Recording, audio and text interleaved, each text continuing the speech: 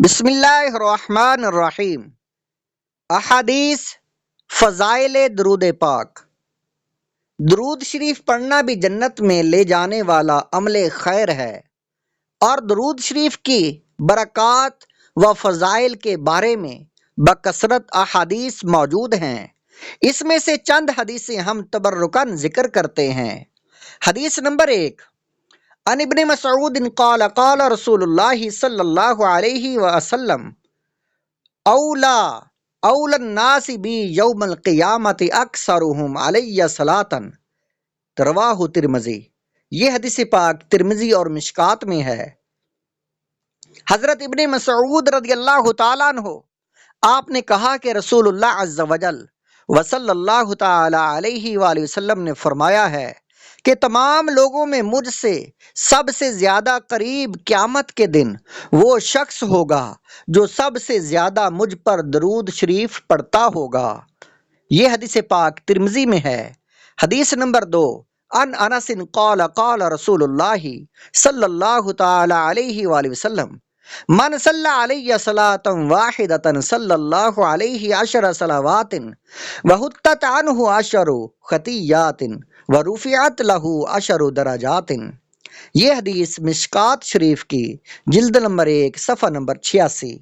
حضرت انس رضی اللہ تعالی عنہ نے کہا کہ رسول اللہ عز وجل وصلی اللہ تعالی علیہ وآلہ وسلم نے فرمایا ہے کہ جو مجھ پر ایک مرتبہ درود شریف پڑھتا ہے، اللہ تعالیٰ اس پر 10 درودیں بھیجتا ہے، اور اس کے 10 گناہ معاف کر دیے جاتے ہیں، اور اس کے لیے 10 درجے بلند کر دیے جاتے ہیں۔ اس حدیث کو امام نسائی نے سنن نسائی میں بیان کیا ہے۔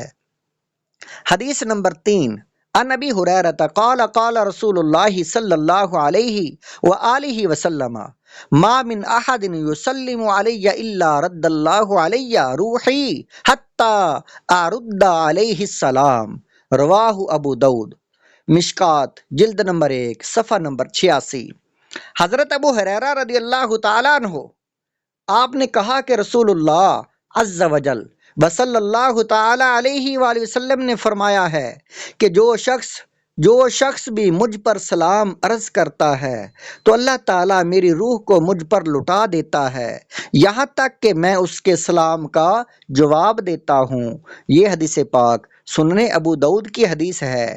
حضرت ابو ہریرہ رضی اللہ تعالیٰ عنہ سے مروی ہے، انہوں نے کہا کہ رسول اللہ عز وجل وصلی اللہ تعالی علیہ وآلہ وسلم نے فرمایا کہ اس شخص کی ناک مٹی میں مل جائے کہ جس کے پاس میرا ذکر کیا گیا تو اس نے میرے اوپر درود نہیں پڑھا، اور اس مرد کی ناک مٹی میں مل جائے کہ اس پر رمضان کا مہینہ داخل ہوا، پھر اس کی مغفرت ہونے سے قبل ہی رمضان گزر گیا، اور اس آدمی کی ناک مٹی میں مل جائے کہ جس کے پاس اس کے والدین نے بڑھاپے کو پا لیا اور اس کے والدین نے اس کو جنت میں داخل نہیں کیا۔ یہ حدیث پاک ترمذی شریف کی حدیث ہے۔ حدیث نمبر 5، عن عمر بن خطاب رضی اللہ تعالی عنہ قال ان الدعاء موقوف بین السماء والارض لا يسعد منها شیء حتى يصلی علی نبیک، رواہ ترمذی۔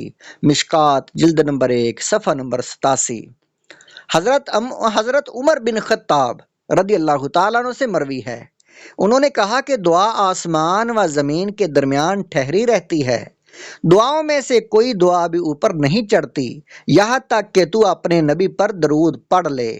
حدیث نمبر 6، حضرت ابو درداء رضی اللہ تعالیٰ عنہ سے مروی ہے، انہوں نے کہا کہ رسول اللہ صلی اللہ علیہ وآلہ وسلم نے فرمایا ہے کہ تم لوگ جمعہ کے دن مجھ پر بکثرت درود شریف پڑھو، کیونکہ جمعہ کا دن فرشتوں کی حاضری کا دن ہے کہ اس دن میں فرشتے حاضر ہوتے ہیں، اور جو کوئی بھی مجھ پر درود شریف پڑھتا ہے اس کا درود میرے سامنے پیش کیا جاتا ہے یہاں تک کہ وہ درود پڑھنے سے فارغ ہو جائے۔ ابو درداء رضی اللہ تعالیٰ عنہ نے عرض کیا، کیا آپ کی وفات کے بعد بھی؟ تو آپ نے فرمایا کہ بے شک اللہ عز و جل نے زمین پر حرام فرما دیا ہے کہ وہ انبیاء علیہم السلام کے بدنوں کو کھائے، اس لیے اللہ عز و جل کا نبی زندہ ہے اور اس کو روزی ملتی ہے۔ یہ حدیث پاک اس کو امام ابن ماجہ نے سنن ابن ماجہ میں روایت کیا ہے۔ تشریحات و فوائد۔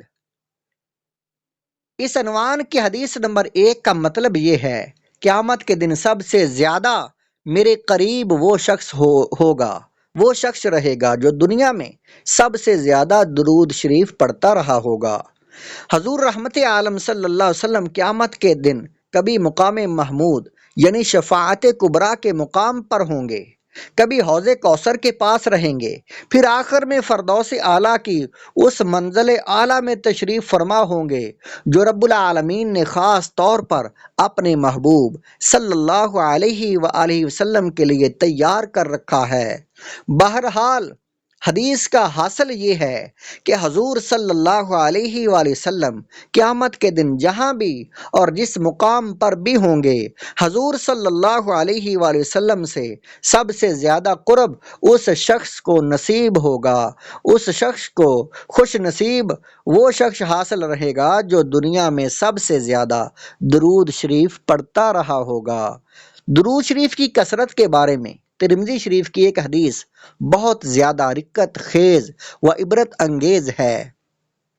حضرت ابی بن کعب رضی اللہ تعالیٰ عنہ سے مروی ہے کہ انہوں نے عرض کیا کہ یا رسول اللہ صلی اللہ علیہ وآلہ وسلم، میں بہت زیادہ آپ پر درود پڑھتا کرتا ہوں، میں بہت زیادہ آپ پر درود پڑھا کرتا ہوں، تو آپ بتا دیجئے کہ دن رات کا کتنا حصہ میں درود خوانی کے لیے مقرر کر دوں؟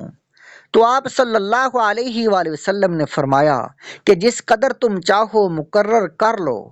تو میں نے کہا کہ دن رات کا چوتھائی حصہ میں درود خوانی کے لیے مقرر کر لوں؟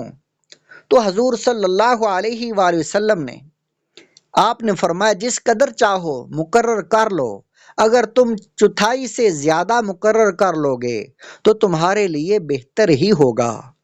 تو حضرت ابی بن کعب رضی اللہ تعالی عنہ آپ نے عرض کیا کہ میں دن رات کا نصف حصہ درود خوانی کے لیے مقرر کر لوں؟ تو حضور صلی اللہ علیہ وآلہ وسلم نے فرمایا کہ جس قدر تم چاہو مقرر کر لو، اور اگر تم اس سے زیادہ مقرر کرو گے، زیادہ وقت مقرر کر لو گے تو تمہارے لیے بہتر ہی ہوگا۔ تو حضرت ابی بن کعب رضی اللہ تعالیٰ عنہ نے کہا کہ دن رات کا 2/3 مقرر کر لوں؟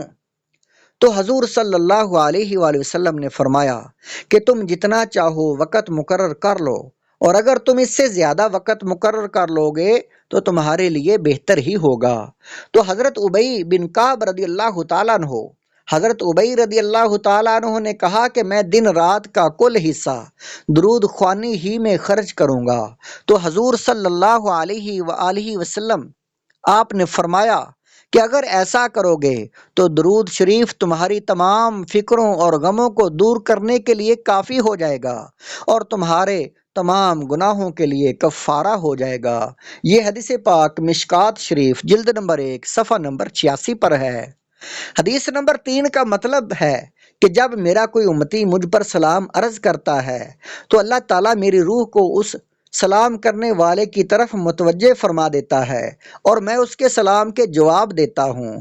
روح کو لٹانے کا یہ مطلب نہیں ہے کہ آپ کی روح جو آپ کے بدن سے جدا ہو چکی ہے وہ دوبارہ آپ کے بدن میں داخل کی جاتی ہے، بلکہ روح کو لٹانے کا مطلب یہ ہے کہ آپ کی روح رب العزت کے مشاہدہ میں ہر دم مستغرق رہتی ہے، مگر جب کوئی امتی سلام کرتا ہے تو اللہ تعالیٰ آپ کی روح کو عالم استغراق سے سلام کرنے والے کی طرف متوجہ فرما دیتا ہے۔